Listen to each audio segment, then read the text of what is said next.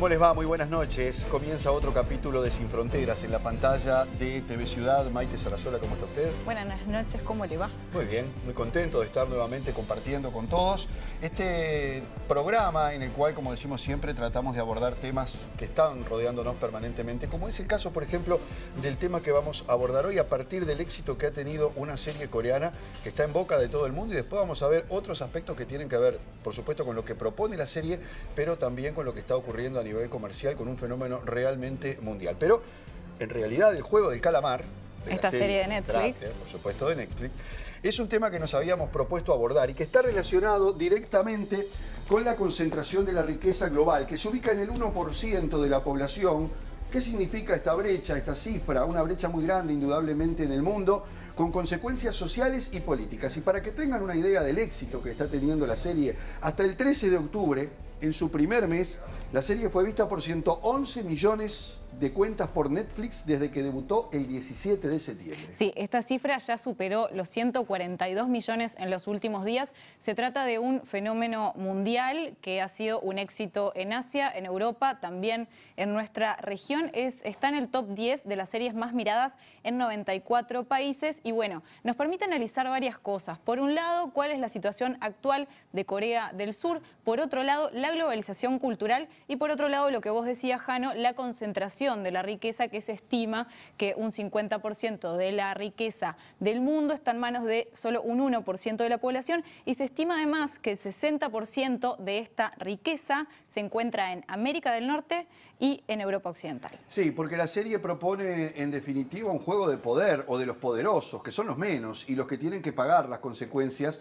en este paradigma que plantea esta serie de Netflix, que tiene relación con, bueno, una realidad mundial. La cifra del 50% surge del ranking 2021 de los más ricos, según la revista Forbes, que difundió en el mes de abril que las personas que tienen $1.000 millones o más ha tenido con la pandemia un incremento de 600 nombres nuevos que integran esa lista de los más ricos del mundo.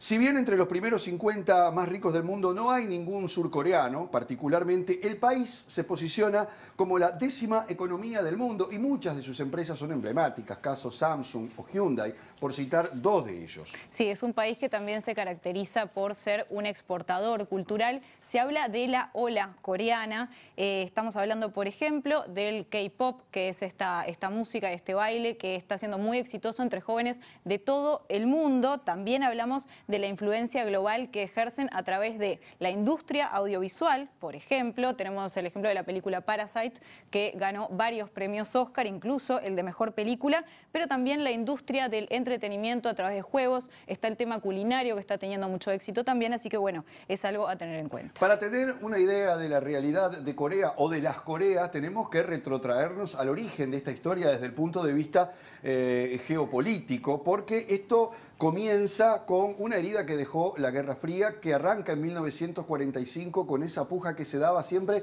en terceros países entre la Unión Soviética y Estados Unidos, que pasaron a ser los dos polos del mundo. Precisamente, como mucha gente sabe, a partir de 1950 se desarrolló una sangrienta guerra en Corea, la más sangrienta luego determinada, la Segunda Guerra Mundial, y precisamente esto está relacionado con el apoyo que le daba la Unión Soviética a Corea del Norte, que era la Corea que propiciaba las ideas comunistas, y la Corea del Sur, auspiciada o apoyada por los Estados Unidos. Sí, esta guerra que se dio comenzó en el año 1950, 5 años después del fin de la Segunda Guerra Mundial y un año después de la Revolución Comunista China, tuvo millones de muertos y en realidad nunca tuvo un cierre oficial. Nunca tuvo un ganador, y de hecho ya lo vamos a ver, ha quedado allí una línea divisoria entre las más militarizadas del mundo, que es un lugar de permanentes conflictos. Bueno, en 1953, en definitiva, se acordó un armisticio, aunque, como decía Maite, la paz nunca fue firmada, quedó esa tensión permanente y la península sigue fracturada. La división está marcada por el famoso paralelo 38, que ha sido motivo, bueno, de muchísimas intrigas a lo largo de la historia. De un lado, el capitalismo globalizado en Corea del Sur, y del otro lado, un país que tiene muchas particularidades, con muy poca inserción internacional y con una doctrina comunista también que se basa en otra historia que tiene que ver con ciertas filosofías de Corea del Norte. Sí, estamos hablando en este caso de la República Popular Democrática de Corea, que funciona con un sistema de partido único, que es el Partido de Trabajadores de Corea. Se habla de una autocracia, el líder es Kim Jong-un, pero antes estuvo su padre y antes estuvo su abuelo, Kim Il-sung. Y bueno, esta autocracia viene de una transmisión dinástica del poder cuya base está en la ideología Juche, en este sistema de pensamiento de Corea del Norte. Bueno, ¿qué es lo que pasa con esta serie? ¿Qué es lo que pasa en Corea del Norte? Y para poder tener una aproximación real de todo este fenómeno, también visto desde la otra Corea, hemos convocado a Lorenzo Ramírez, delegado de la Asociación de Amistad con la República Democrática Popular de Corea, que ha viajado varias veces a ese país. En una de esas visitas permaneció varios meses, aprendió el idioma y también ha visto la serie en coreano subtitulada en español para cotejar esa traducción que es la que seguramente muchos de nosotros estamos viendo a través de Netflix. Lorenzo, bienvenido al programa, un gusto tenerte con nosotros. ¿Qué visión se tiene de todo esto que propone la serie y en definitiva como una síntesis de lo que ocurre en Corea del Sur y cómo funciona esto en Corea del Norte? Buenas tardes desde Madrid. Mire, según he visto yo en la parte del sur, es muy real, la verdad. Y según me han comentado amigos míos, que el tema es que es un copia y pega, simplemente. Porque en esa serie están gente endeudada. Por ejemplo, el protagonista está endeudado por el juego y porque le echaron de su empresa. Luego, el amigo, que es un empresario que ha perdido la empresa y que está endeudado también hasta las trancas. Luego, una muchacha que se ha ido de la RPDC del norte y que básicamente que la está buscando la ONG, bueno, que no es una ONG, que en mi opinión es una mafia que trafica con personas, que esto también es muy real. Luego también un gángster que está también endeudado por temas de juego y de mafias. Y esto demuestra mucho cómo está Corea del Sur. Es decir, la clase obrera endeudada totalmente, que se tiene que endeudar simplemente para hacerse una operación o para tener una sanidad decente, porque es que allí no hay nada es que no hay sanidad pública apenas. Hay que pagar un seguro privado para por lo menos tener atención médica. Lorenzo, estás hablando de algunas características que tiene Corea del Sur. Si nos vamos al norte, ¿cómo es que funciona el tema del consumo y del crédito, por ejemplo, en este país? ¿Concreto a qué se refiere?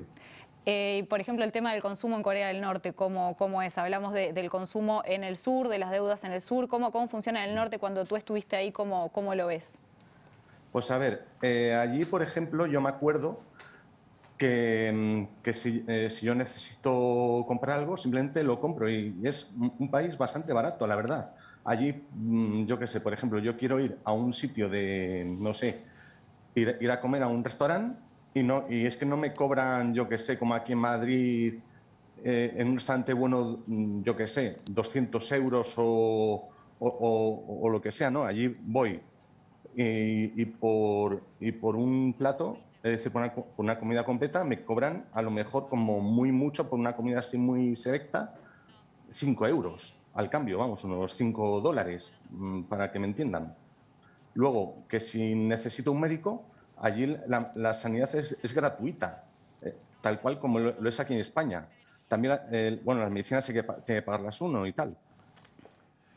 Bien, Lorenzo, muchísimas gracias, Lorenzo Ramírez, por esta aproximación para tener una idea relativa de cómo se dan estas dos filosofías de vida. Por un lado, con un capitalismo exorbitante como el que tú explicas de Corea del Sur, con una relación de vida muy compleja, y por el otro, el norte que apuesta a otra cosa y que indudablemente también tiene sus propias características cuestionadas en todas partes del mundo, pero que muestra dos rostros de un mismo pueblo que por circunstancias de la historia ha quedado dividido. Lorenzo Ramírez, muchísimas gracias. A usted. Bueno, justamente hablábamos de una Corea del Norte cuestionada, que es en lo que refiere a derechos humanos. Se le ha cuestionado, por ejemplo, tener más de 100.000 prisioneros políticos. Y hace poco también el relator de la ONU para Corea del Norte estuvo cuestionando las sanciones que se le vienen imponiendo a Corea del Norte desde hace muchísimos años porque están afectando de una forma extremadamente negativa a la población, especialmente en lo que refiere a la pandemia. Y es interesante, más allá de esos cuestionamientos a una u otra Corea, ver cómo un mismo pueblo ha sido capaz de desarrollar dos teorías bien distintas de cómo debe ser la vida, y por allí transita la discusión entre las dos Coreas. Pero nosotros no nos vamos a quedar solamente con esa discusión, vamos a tratar de ir un poco más allá y un poco más allá de Corea, naturalmente. Sí, pero primero vamos a intentar entender cómo fue el boom de Corea del Sur, que justamente lo llevó a ser un país destrozado por la guerra hasta lo que es el día de hoy.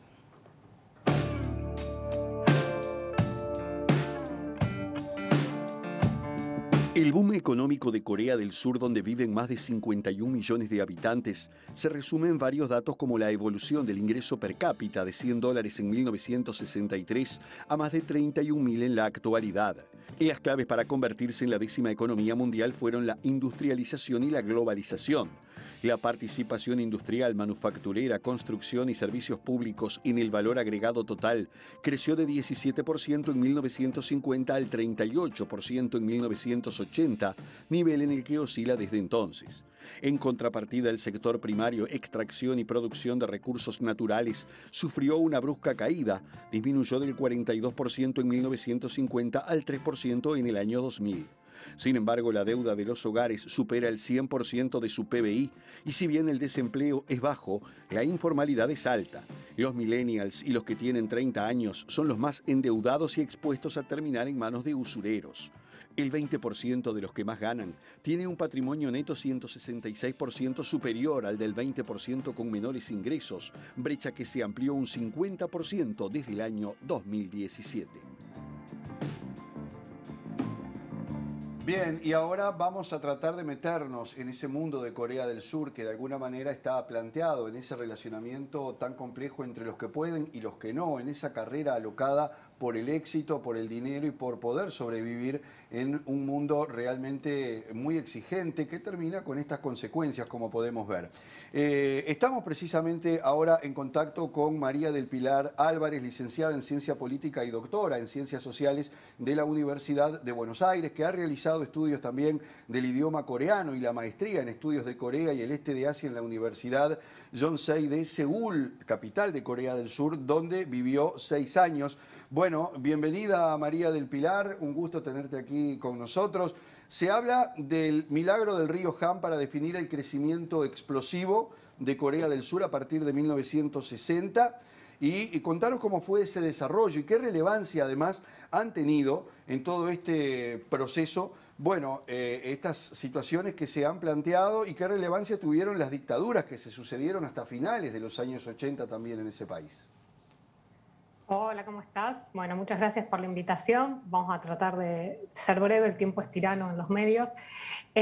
Corea va a aplicar un modelo de desarrollo a años de finalizada la guerra. Recién comienza en 1961, cuando se produce un golpe de Estado a cargo de Park Chung-hee, una figura que va a terminar siendo bastante controvertida porque va a ser el encargado de aplicar este modelo de desarrollo, que es un modelo de desarrollo basado en estos estados desarrollistas, básicamente basado en el modelo japonés, y que de alguna manera va a triunfar el modelo internamente, va a triunfar como modelo de desarrollo, y eso va a hacer que más allá de que él es asesinado en 1979, se continúe aplicando con, obviamente, transformaciones, bueno, adaptaciones a nuevas necesidades del mercado. Bajo ese modelo de desarrollo es que se empieza a producir este salto, este crecimiento exponencial de Corea del Sur, ¿no? Que recién en 1961, ¿no?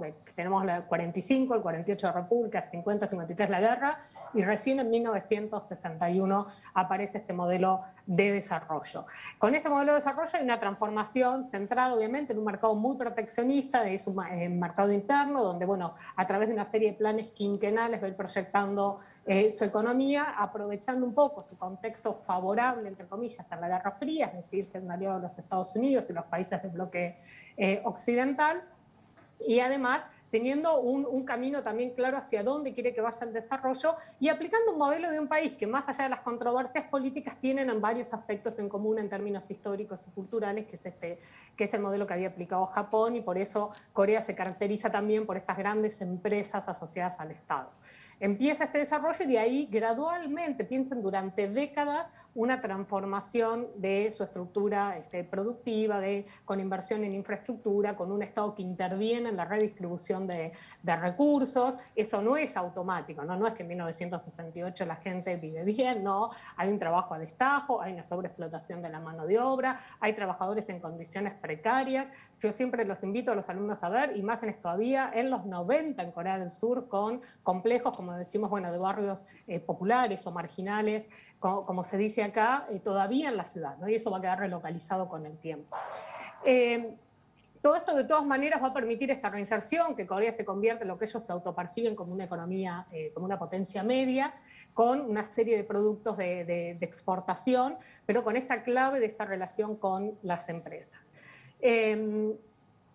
Esto va a entrar la democracia y este modelo de alguna manera va a triunfar, ¿no? Es como que lo que se va a ir haciendo es adaptaciones a la globalización, a las privatizaciones, etc. Tiene un rol muy importante el Estado en todo el proceso redistributivo. María, sí, no sé si nos venimos al hoy, vos mencionabas algunas características, por ejemplo, explotación laboral. Corea del Sur es un país que tiene la tasa de suicidios más alta del mundo según la Organización Mundial de la Salud. También hablamos de dificultad en el acceso a la vivienda, de la tasa de natalidad más baja del mundo, ¿no? Si uno lo piensa en gráficas es como el crecimiento y por otro lado la tasa de natalidad bajando. ¿Está en juego este modelo teniendo en cuenta todas estas cosas que están pasando? Sí, no diría que está en juego el modelo de desarrollo en un sentido muy amplio, ¿no? Por ahí como se discute desde Argentina. El modelo en sí de desarrollo sigue teniendo lineamientos centrales que son exactamente los mismos. Ahora Corea del Sur, a diferencia justo de lo que contaba Lorenzo, es una democracia, entonces sí, por ejemplo, tenemos sutiles diferencias entre los partidos políticos que gobiernan, y todos sabemos que es una de las tensiones en democracia. Los partidos tienen distintas opiniones, por ejemplo en Corea hay distintas opiniones sobre la forma de redistribuir recursos. El partido que está actual en el gobierno se podría decir que es el más redistributivo dentro de los márgenes de acción posible que tiene. Vos nombrás varias cuestiones, el tema del suicidio a mí no me gusta asociarlo al tema a temas propios del capitalismo porque tiene que ver también con una idea de la muerte entendida culturalmente distinta que ha cambiado. No es cierto que en Corea hay más suicidios ahora que los que había 50 años atrás. Al contrario, piensen que Corea se ha cristianizado bastante, que hay otra idea de la muerte, etc. Ahora sí, la sobreexplotación o la tensión en los trabajadores. Bueno, vos pensás que la generación del modelo de desarrollo es una generación que viene de la miseria, ¿no? Viene de la miseria de la posguerra, la miseria de la guerra de la Corea, vivir en condiciones muy precarias. Entonces, bueno, esta población va a trabajar muchas horas, no por el milagro económico. La idea del milagro es una idea bastante fea y muy criticada en Corea porque no fue un milagro, hay trabajadores detrás, hay gente viviendo en malas condiciones. Y hay mucho esfuerzo por parte de la población para poder sobrevivir, ¿no? Entonces, idea milagrosa por ahí suena, me parece le quita esa connotación y ese trabajo tan sacrificado de gran parte de la población. Lo que va a ocurrir es que, bueno, ese salto se va a dar y estas nuevas generaciones ya no crecieron en esa Corea, ya no son los hijos de la guerra de Corea, ni han conducido, sino que, bueno, han conducido en algunas condiciones socioeconómicas mejores y empiezan a tener otras demandas hacia el Estado, ¿no? Y entre estas otras demandas que le van a hacer al Estado se encuentran justo con una economía que ya no es la economía que crece al 10% anual como en la época del modelo de desarrollo, sino que ya tiene un crecimiento 3, 5, un poco más estancado, se podría decir, porque bueno, crece casi lo que crece la población. Y bueno, y el Estado no puede hacer frente a un montón de demandas, además demandas de una población que tiene una vara mucho más alta a la hora de exigir. No es una población joven, profesional, que no quiere trabajar tantas horas como sus padres o sus abuelos, que ya no tiene ese estado de bienestar detrás, por ejemplo, el acceso a la vivienda, los dos parásitos, juego de calamar, pero sobre todo parásito, ¿no? Pega bien en el centro el tema de la vivienda, que es un fenómeno de muchas economías desarrolladas, no solo de Corea, no hay acceso a la vivienda, no hubo una buena política por parte del Estado respecto a la vivienda, ¿no? Alquilar, ¿sabe? Cualquier persona, alquilar un cuarto, según un cuarto tal cual se ve en Parásito, $500, $700, una locura hasta en términos de su salario mínimo, que estará en unos $1.100, $1.200. Entonces empiezan a surgir estos nuevos problemas que, bueno, que por algún lado el Estado no puede dar solución, si bien hay, como bien decían en el informe, trata de tener pleno empleo. No es una economía, eso es parte del modelo de desarrollo. Trata de tener pleno empleo, aunque ese empleo no sea el empleo deseado por esa generación, ni sea un empleo de calidad, ni sea un empleo en las mejores condiciones. Pero bueno, es importante igual mantener el pleno empleo. María del Pilar, para terminar, obviamente que Corea del Sur creció, esta Corea del Sur que conocemos, un poco a expensas de lo que fue ese combate que hubo entre precisamente el norte y el sur, entre el comunismo y el capitalismo, y por tanto Estados Unidos fue un aliado fundamental. ¿Cómo se para hoy Corea en ese tire y afloje que existe entre Estados Unidos y China, teniendo en cuenta la influencia que tiene en toda esa región China y en este momento en particular del mundo?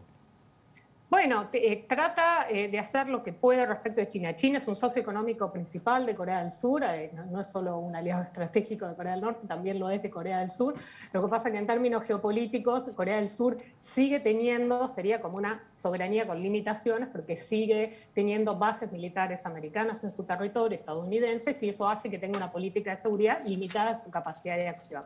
Por lo tanto, el juego en realidad en Corea del Sur, y uno de los legados que van a quedar de la guerra, es que los dos principales partidos políticos en Corea del Sur, es decir, los partidos que pueden llegar a ganar una elección presidencial, no tienen exactamente la misma perspectiva sobre cómo negociar con Corea del Norte. Tienen algunos lineamientos más o menos consensuados, pero no la misma perspectiva. Entonces podemos decir que el partido ahora es el que trata, a pesar de todo el escenario, a veces de presiones, por ejemplo, cuando estaba Trump, cuando ahora llega Biden, Biden no sabe si realmente no quiere hablar directamente. Bueno, no es una situación fácil para Corea del Sur en ese sentido, porque no tiene autonomía en términos de seguridad por esta cuestión que va a quedar luego de la guerra de Corea, pero trata, a pesar de todo, de priorizar el diálogo de la manera que sea posible, ¿no? Y eso con algunos gestos. Por ejemplo, prohibir manifestaciones en la frontera, manifestaciones cerca del paralelo 38, había manifestaciones de grupos en contra, sería de Corea del Norte, en Corea del Sur, y bueno, y se prohibieron por ley porque atenta contra la seguridad nacional y bueno, está bien, tiene que preservar la seguridad nacional del país y no es la forma de comunicarse con el norte según cree este partido político. En cambio, suele haber más tensiones políticas cuando está el partido de oposición que tiene una agenda mucho más como, no sería proamericana, pero confrontativa, ¿no? Trata de que, bueno, si nosotros nos agreden, no dialogamos, etc. Entonces tiene esta tensión interna primero, es decir, depende del partido político que está, y además tiene que conciliar estos intereses con Estados Unidos, y eso, bueno, limita algunas cuestiones con China, a pesar de que ha logrado saber balancear sus buenas relaciones económicas. Piensen que hasta la mayor parte de los estudiantes que están ingresando en este momento a Corea del Sur, casi salvando gran parte de ese sistema educativo que está bastante inflado por los años del desarrollo, son los estudiantes chinos. Sin embargo, bueno, no pudo vacunar con vacunas chinas, ¿no? Y ahí pagó el precio, ¿no? Vacunó tardísimo porque tuvo que esperar las vacunas americanas, etc. Entonces, bueno, trata de ir jugando en un escenario muy complejo sin dañar sus relaciones con China, sabiendo que China es un aliado estratégico muy importante también para Corea del Sur en términos económicos, y China también lo sabe. Entonces me parece que en eso va tratando de conciliar intereses. Lo que pasa que a veces hay tensiones generadas, como las crisis nucleares, que es un problema en realidad entre Corea del Norte y los Estados Unidos, que afecta obviamente a toda la región, afecta fuertemente a Corea del Sur, y Corea del Sur en realidad cuando se producen estos temas tiene pocos márgenes a veces de acción en términos internacionales, ¿no? Pero creo que ha sabido equilibrar bastante bien, sobre todo cuando está este partido político que es más dialoguista, y bueno, quizás porque en lo personal creo que el camino finalmente es el diálogo. María del Pilar Álvarez, muchísimas gracias por estos minutos esta noche en Sin Fronteras. Bueno, gracias. Bien, después de la pausa nos vamos a meter de lleno con Álvaro Padrón en otros temas que tienen que ver con la riqueza, la distribución y las brechas que se generan a partir de toda esta realidad que vivimos. ¿Le gustó el juego del calamar? ¿Lo vio? ¿Le impresionó? Lo vi, me pareció bastante violento, pero bueno, una metáfora interesante. Después le voy a contar otras cosas que están pasando con el merchandising del juego del calamar y las polémicas que se han generado aquí muy cerca nomás en Argentina, sin ir más lejos, con este juego. Muy bien, ya venimos.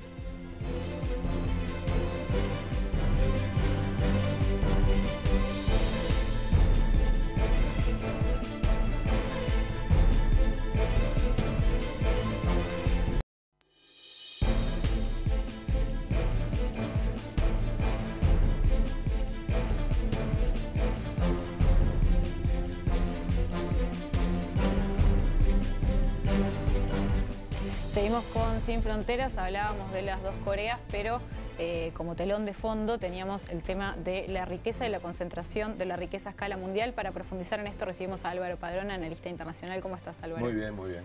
Bueno, es un fenómeno que lejos de estar yendo a resolverse, va para el otro lado. ¿Cómo podés describir la situación actual y qué tendencias está mostrando este proceso de concentración de la riqueza?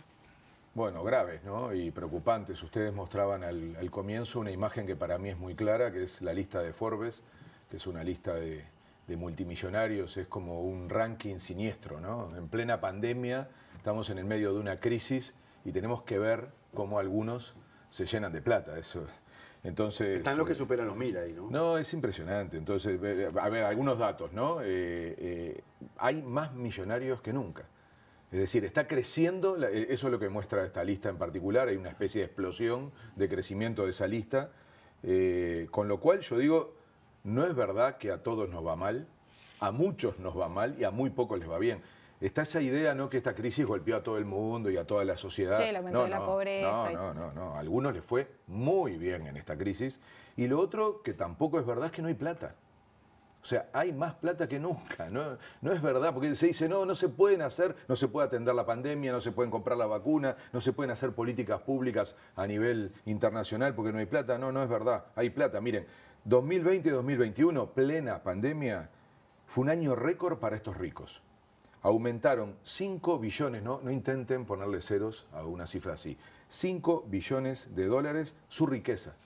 Creció la riqueza de este pequeño puñado de millonarios, que además son 600 más de los que eran hace 2 años. Hay ahora 2.755. Somos 7.800 millones de personas en este planeta. ¿Son mayoría varones? Seguramente, sí. No tengo ese dato, pero no me cabe ninguna Dentro duda. De los 10, porque reproduce otro elemento de desigualdad. A 86% de ellos, de estos 2.755, les fue muy bien. Entonces, basta de ese verso de que a todos nos fue mal, no es verdad. Ya no se llaman, decía Jano, ¿no? Ya no se llaman millonarios, no le digamos más millonarios, se llaman 1000 millonarios.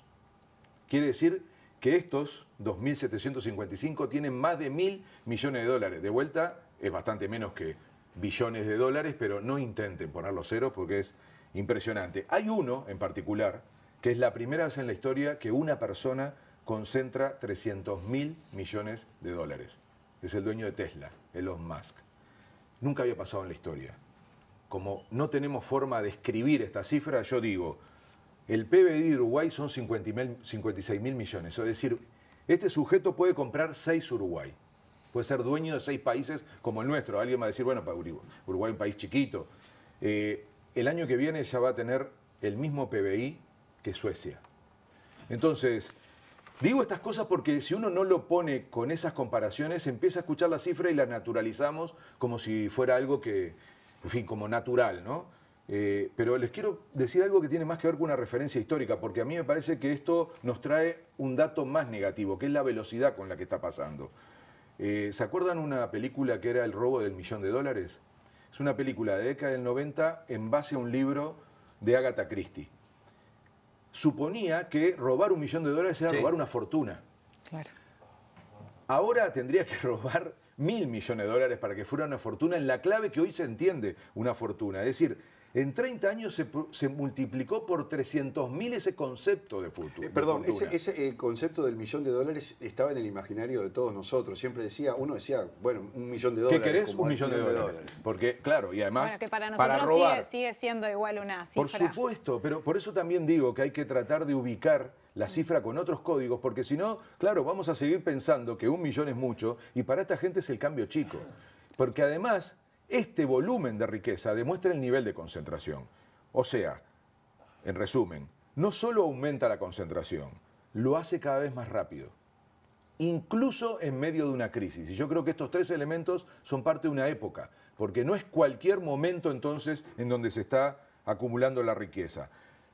Por eso, un rico de la vieja guardia, Soros, él decía en una charla que tuvo con un personaje uruguayo, los ricos no sabemos parar. Solo sabemos acumular dinero. Alguien nos tiene que parar.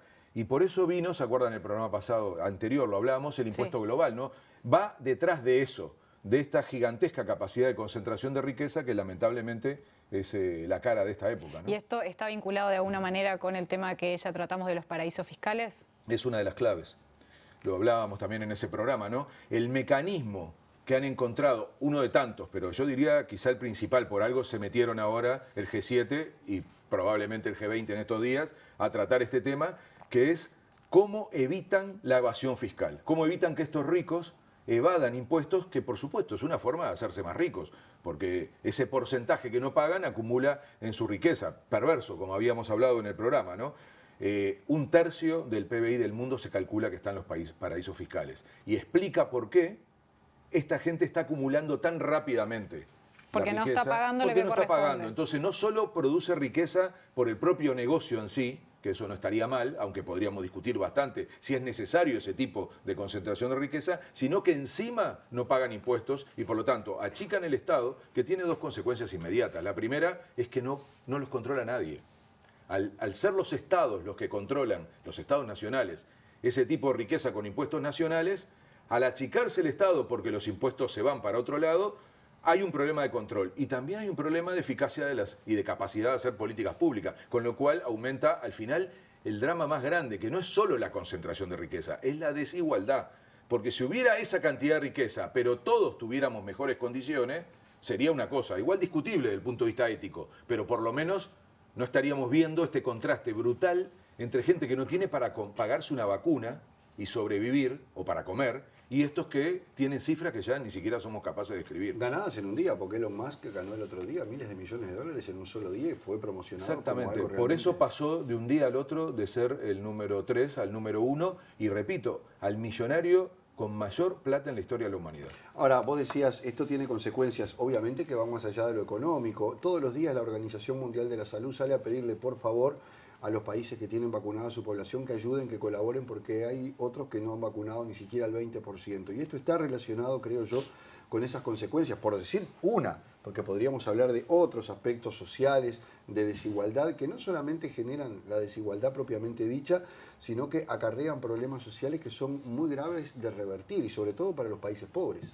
Totalmente. Las consecuencias es lo que tenemos que poner sobre la mesa para que no parezca una discusión de envidia. Yo me acuerdo que hablaba mucho con Diego González en La Letra Chica, que al final la gente dice, bueno, si tienen plata es porque lo merecen, si se la ganó, el esfuerzo. Bueno, pero a ver, esas cosas no pasan sin que haya una consecuencia de otro lado. Entonces, económica, después lo menciono más, pero hay otras. Social, la acabas de nombrar y lo decíamos recién, ¿no? Es decir, el hecho de que tengan este carácter transnacional y no estén pagando los impuestos a nivel nacional, hace que no se puedan pagar las políticas públicas. Educación, salud, vivienda, seguridad. Recién vieron cuando hablaban sobre el caso de las Coreas, ¿no? Y se decía, es carísimo en algunos países pagar educación, salud. La gente se endeuda por toda la vida. Pasó en Chile, pasa en Estados Unidos, ¿no? Mandar a estudiar un hijo en Estados Unidos, por ejemplo. Sí, o curarte de algo. Es decir, todo es privado porque el Estado se achica, se privatiza y muchas de esas terminan siendo empresas transnacionales que hacen esos servicios ya a escala transnacional. Entonces, hay una consecuencia social sin duda, que yo le llamo a eso desigualdad. Hay una cosa menos estudiada y menos visible, que es el impacto político, que tiene que ver con un término que se utiliza internacionalmente, que es captura corporativa de la democracia. Es decir, estas cosas tienen un impacto con relación a la democracia. ¿Qué quiere decir captura? Que con dinero el poder económico no solamente tiene capacidad económica, sino que empieza a tener capacidad política, de influir en la democracia. Eso que además está definido por concepto básico de que en la democracia todos valemos uno. No importa si vos tenés más plata o menos que yo, si vivís en donde vivas, valemos un voto a la hora de ejercer la democracia. Con plata eso cambia. Eso cambia porque empieza a haber condiciones para influir la política. Por ejemplo, con el sistema de Big Data, con acceder a los bancos de datos, hacer campañas a través de las redes sociales. Eso fue lo que hizo Trump. Eso fue lo que pasó en el Brexit. Eso fue lo que pasó en Colombia para que un pueblo terminara diciendo no a la paz. O sea que si te financian, se afecta a la democracia. Hay una conexión cada vez más directa. Siempre la hubo en términos de influencia, lo que se llama el lobby del poder económico para financiar campañas, para hacer favores que luego se devuelvan en la política pública. Hay otra teoría muy común que se llama la puerta giratoria, que se usó mucho en Argentina con el gobierno de Macri, que es poner, digamos, empresarios en el gobierno a gestionar políticas públicas y es puerta giratoria porque vienen del mundo empresarial, pasan por la política y la gestión pública y vuelven después al sector privado habiendo administrado, por ejemplo, áreas de energía, de transporte, de comercio. Entonces, es tremendo porque ahí lo que se hace es como un juego de interés con respecto a lo público y lo privado, con un discurso que lo deben haber escuchado varias veces y por eso vuelvo a hablar del desprestigio de la democracia. Se decía que vengan empresarios a gestionar los países, porque lo saben hacer muy bien,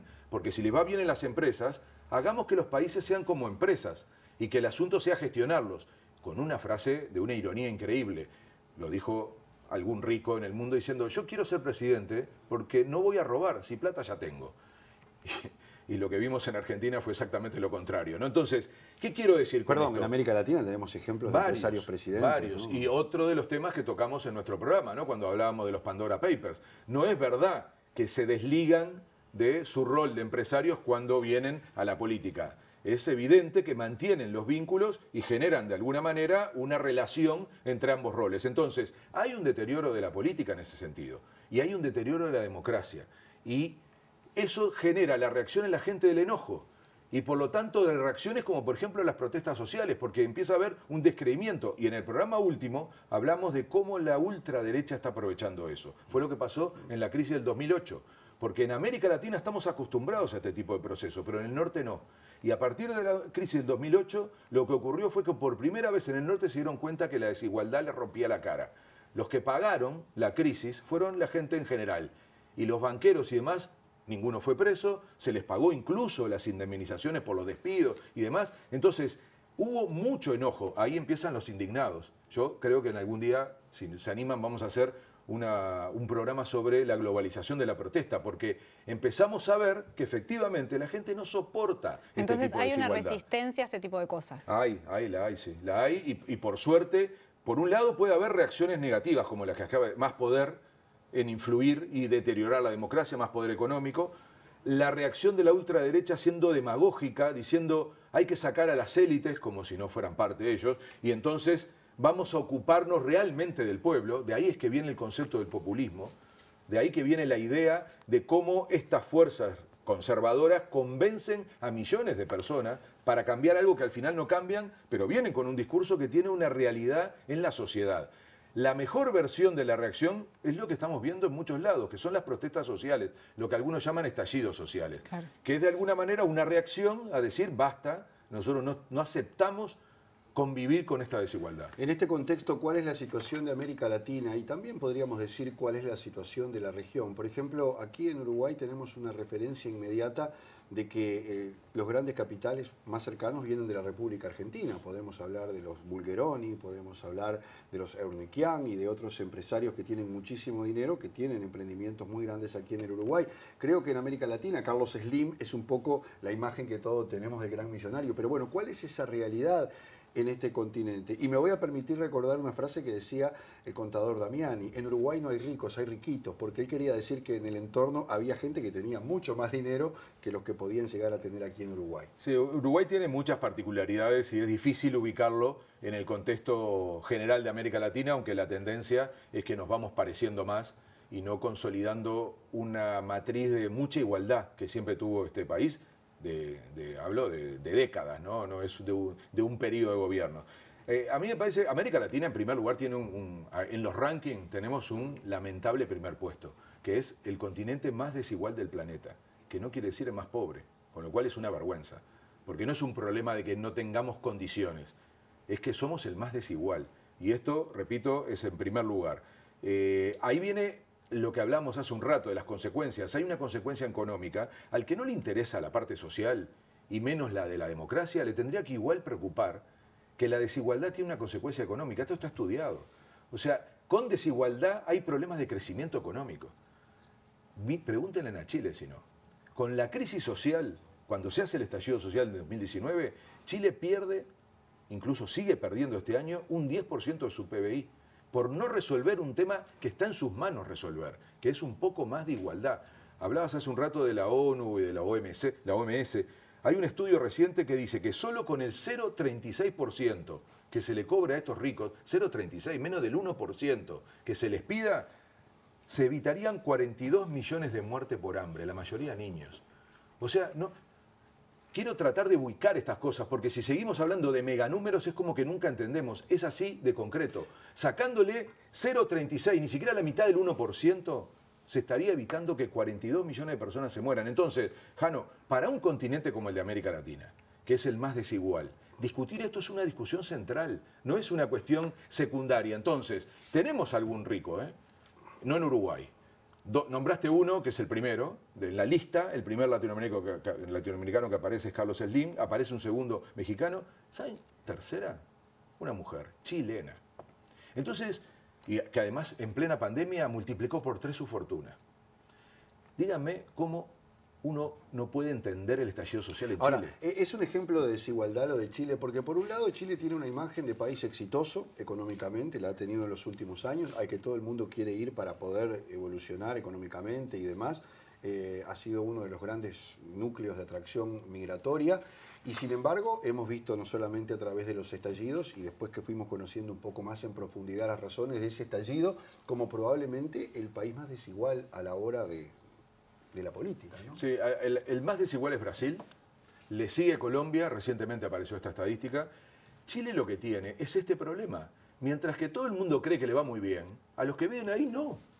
Entonces, y la prueba está que el estallido no fue de unos pocos, porque algunos, bueno, Piñera, en el principio dijo esto es una operación desde el exterior, obviamente ya enseguida apareció Venezuela, Maduro, y de golpe se dio cuenta que era el 80%, miren, en las movilizaciones terminó participando el 82% de la población.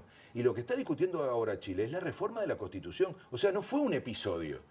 No fue un episodio. Entonces, ese hombre no fue capaz de darse cuenta de lo que le pasaba a su sociedad. Hoy tiene el 2% de apoyo popular. Hay elecciones en pocos días en Chile. Seguramente las vamos a tratar aquí. Entonces, no veían lo que estaba pasando. $50 cobra alguien en Chile cuando se jubila. Ese es el resultado de la privatización de la seguridad social. Primer país en el mundo que aplicó el sistema de privatización completo. Entonces, no banca más la gente. A mí no me sorprende el estallido. A mí me sorprende cómo la gente soportó tanto. Entonces, en Chile se usó una frase, por eso la idea de estallido. ¿Vieron cómo empezó? Se aumentó 30 pesos el metro, que es como si dijéramos acá menos de $1, para que tengan una idea. Y la gente decía, porque cualquiera piensa, pero por eso termina casi prendiéndose fuego el país. ¿Y cuál era la consigna? No son 30 pesos, fueron 30 años. Es decir, lo que está pasando en Chile es muy profundo. Probablemente es la cuestión más interesante que está pasando en América Latina, porque no es un país pobre. Porque incluso no hay indicadores de pobreza tan graves como en otros países de América Latina. Lo que sí hay es un contraste brutal entre la riqueza y la pobreza, entre cómo se reparte la plata. Y yo creo que ese asunto es el que recorre hoy el planeta. Y esta concentración que acabamos de mostrar y que estamos conversando hoy, es lo que hay que encontrarle la forma para resolverla. ¿Y cuál vendría a ser esa forma? O sea, implementar políticas de redistribución de la riqueza. O sea, está el estallido social, se le reclama a un Estado, a un gobierno.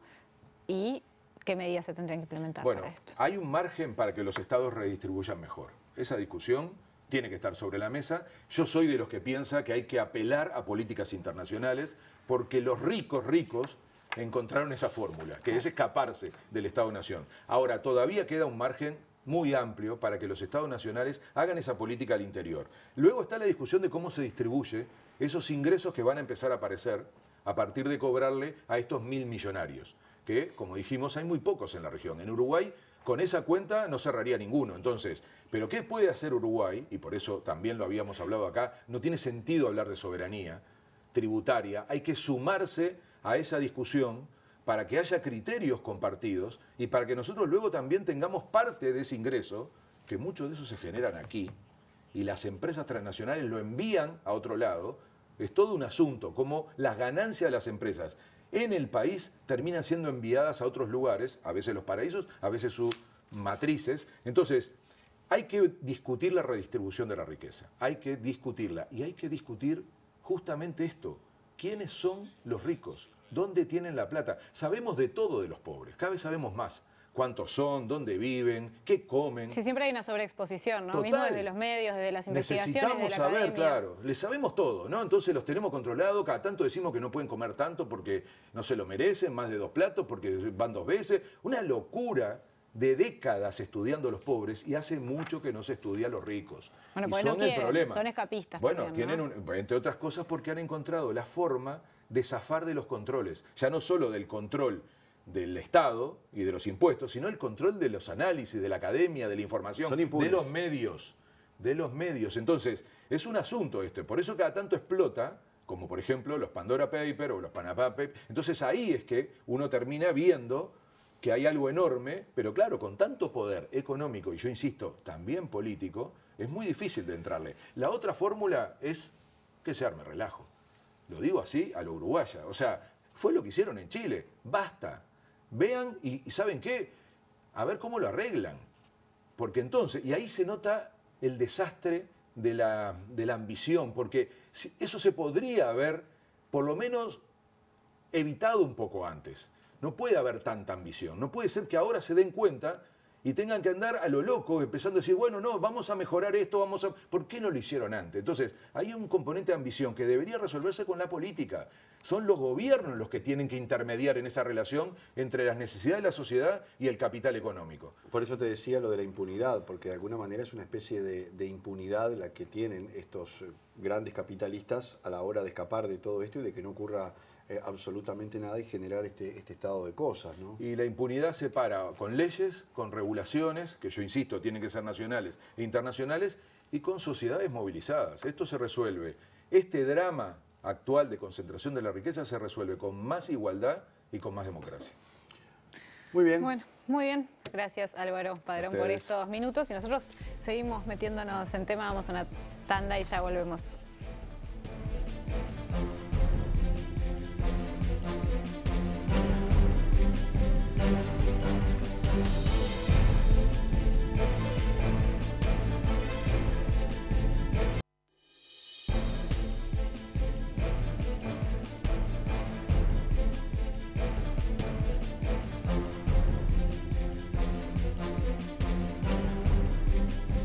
Bien, y volvemos al comienzo, hablando del juego del calamar, que ha generado tanta controversia también por las características de violencia que tiene y por el efecto que ha provocado, incluso en los más chicos, ¿no? Solamente por esa carrera que se compite para llegar al éxito. En el juego del calamar, solo uno de los jugadores obtiene la solución económica que fue a buscar. Todos buscaban una nueva oportunidad, aunque el sistema siguiera igual, solo uno lo consigue. Solo uno lo consigue de más de 450 personas, pero bueno, en el cierre del programa vamos a intentar acercarnos a un concepto que es el de economía justa como vía de escape colectivo. Esto es lo que propone desde España la organización Economistas Sin Fronteras, y para hablar sobre esto y que nos explique un poco de qué se trata, recibimos al integrante de esta organización y economista, Rodolfo Riesnik. Rodolfo, buenas noches, ¿cómo estás? Hola, buenas noches, muy bien, aquí estamos. Gracias por estos minutos. Contanos un poco de qué trata este concepto de economía justa, qué es lo que busca, cómo se llevaría a cabo. Bueno, Economistas Sin Fronteras en realidad es una ONG que plantea que otra economía es posible, una economía para las personas y una economía sostenible, quizá dicho en forma muy sintética y resumida. Y como organización no gubernamental, desarrollamos una serie de programas atendiendo a estos dos conceptos. Y entonces tenemos una línea de actuación en responsabilidad social corporativa, en educación para el desarrollo, y lo que hacemos son actividades pensando fundamentalmente en las personas. Ahora, el concepto de economía justa es más amplio que los programas que desarrolla la propia ONG. Digamos, hay un cuestionamiento a la situación económica actual, a la evolución que tiene la economía capitalista y las desigualdades que provoca en los ciudadanos, en los sectores más vulnerables. Y ese es un poco el programa y la actividad que tiene Economistas Sin Fronteras. Ahora, el concepto de economía justa es un concepto amplio, básicamente crítico de la economía actual. Y en ese sentido, si queréis, podemos entrar a desarrollar esta idea. Rodolfo, ¿hay un modelo a seguir o se pueden tomar ejemplos de varios lugares con sus pros y sus contras en cuanto a algunas cosas que funcionan bien y otras que no funcionan bien? Bueno, es difícil decir, digamos, desde el punto de vista económico, la economía capitalista está en un proceso muy crítico. Cuando digo un proceso muy crítico, y lo podemos ver, por ejemplo, desde el lado de la fiscalidad.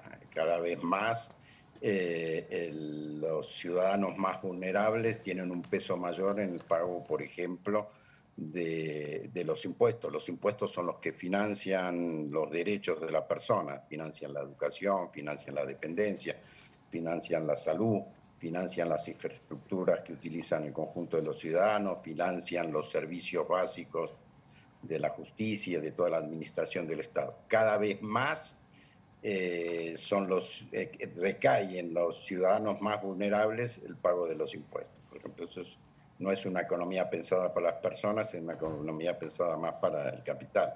Para dar una cifra concreta, en los últimos 40 años, la imposición sobre las empresas, sobre el impuesto de sociedades, ha caído en términos generales en el mundo, particularmente en el mundo desarrollado, el 50% que pagaban las rentas de los beneficios de las empresas a menos del 25%.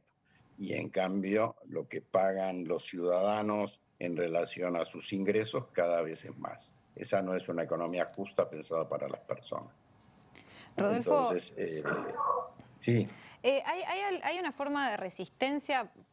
O sea, ¿cómo puede la sociedad resistir a esto, digamos? ¿Cuáles pueden ser los elementos que podemos tomar para nosotros generar un cambio? ¿O no es posible? ¿Esto tiene que venir desde arriba? No, el cambio es posible en la medida que la ciudadanía se movilice en la defensa de sus derechos y sus derechos económicos. Esta es una realidad. En España, que es donde yo vivo, cada vez hay, por ejemplo, la gente desahuciada porque no puede pagar la hipoteca, se moviliza y consigue y obtiene conquistas. Ahora se está discutiendo, por ejemplo, una nueva ley de vivienda donde se incluyen cláusulas en defensa de los arrendatarios.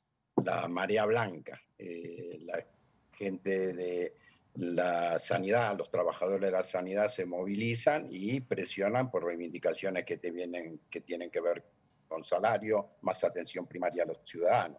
La marea verde, por ejemplo, es una movilización de los ciudadanos, de los trabajadores de la educación. Es decir, que para ir a una economía más justa es una combinación por una parte, de información, educación, y por otro lado, es evidente que las cosas se consiguen sobre la base de la presión, la movilización, la organización, todo ese conjunto de cosas. La respuesta no es única frente a este problema. Rodolfo, ¿se puede decir que hoy en el mundo, por la propia globalización, los ejemplos de desigualdad son muy similares? Es decir, se aplican más o menos las mismas recetas para lograr este estado de cosas que prácticamente con matices mayores o menores y de acuerdo a la realidad de cada una de las zonas del mundo, promueven esta desigualdad a nivel global y esta especie de carrera como propone este juego tan polémico a través de series donde el éxito es el único objetivo. Sí, bueno, la sociedad capitalista promueve el éxito individual, no el éxito colectivo. Y la realidad es que la evolución de la crisis capitalista ha hecho que cada vez más la economía no solo no esté pensada para las personas, hemos pasado de una economía, digamos, donde la inversión productiva que hacía el capital cada vez tiene más dificultades de concretarse y los dineros cada vez se desvían más hacia el mundo de las finanzas. El mundo de las finanzas es el que tiene cada vez más peso en la economía y entonces hay una presión enorme del capital y de la finanza, del capital pero en su forma financiera, de las finanzas, que está ahogando al conjunto de la economía productiva. Y entonces cuando nosotros, por ejemplo, hablamos de responsabilidad social corporativa en Economistas Sin Fronteras, pensamos que el problema de la empresa no es solo un problema de beneficios. Las empresas son los clientes, son los trabajadores, y entonces hay que desarrollar actividades de resistencia para lograr que las personas importen en el desarrollo de la economía. Rodolfo, No solo importe el capital, importe dar beneficios a la economía capitalista, es decir, permitir que cada vez se paguen menos impuestos, darle facilidades al desarrollo de la inversión empresarial y no dar facilidades al mundo del trabajo. Y nosotros presionamos en todo ese sentido. ¿Qué opinás de las cooperativas? Por ejemplo, acá en Uruguay es bastante común en diferentes rubros, en diferentes sectores. Se me ocurre, por ejemplo, las cooperativas de vivienda. Esto justamente es como una forma también de resistencia a este exitismo individual, a este modelo capitalista, a esta forma de que sea todo más horizontal, de ayudarnos entre nosotros. ¿Cómo lo ves esto? Sí, las cooperativas son una posibilidad. El problema es que alcancen un nivel de escala productiva con capacidad de competir con la economía monopólica. La economía, en términos generales, está dominada por sectores económicos cada vez más monopolizados, y el problema es que las cooperativas alcancen un nivel y una capacidad productiva que puedan tener competencia con esas grandes empresas. Entonces, hay un problema de escala en las cooperativas. El modelo es bueno, pero no es tan fácil en el sentido de enfrentarse a estructuras y a sectores económicos que tienen una capacidad de dominio del mercado que las cooperativas no pueden lograr tan fácil. En el fondo, lo que hay un problema de modelo. La economía capitalista es una economía pensada para la acumulación de capital y el beneficio. Y entonces, lograr transformar esto significa entrar en el problema de la propiedad de las empresas. Y entrar en el problema de la propiedad de las empresas es un problema conflictivo, porque es un problema entre propiedad cooperativa, propiedad pública, propiedad estatal y propiedad privada. Evidentemente, Rodolfo Riesnik, que los desafíos son muchos. Le agradecemos muchísimo estos minutos para poder tratar de entender un poco más qué otras alternativas pueden existir a este estado de cosas que a toda vista es injusto para la mayor parte de la población del mundo. Rodolfo es además integrante de Economistas Sin Fronteras. Muchísimas gracias. Gracias a vosotros. Un